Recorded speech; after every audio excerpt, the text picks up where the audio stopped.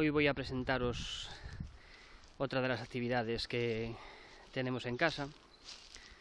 Aparte de la huerta, pues también tenemos nuestras colmenas para sacar la miel y consumirla en el invierno.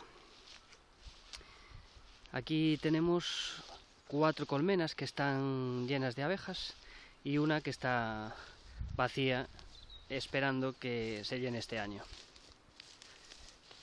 Como veis, hoy que hace sol después de casi 3 meses sin parar de llover, pues han aprovechado para salir y están en pleno laboreo.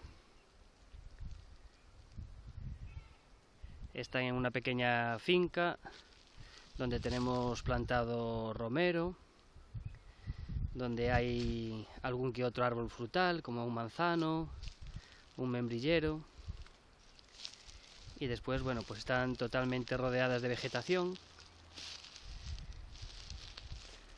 Hay castaños, hay robles,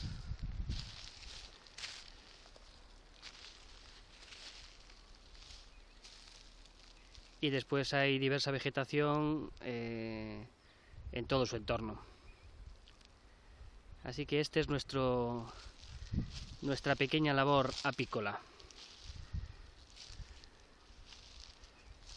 Espero que os guste. Allí al fondo también se puede ver una colmena antigua. Está vacía, pero bueno, eran las colmenas que se utilizaban antes. Ahora ya tenemos estas más modernas y más cómodas a la hora de recoger la miel.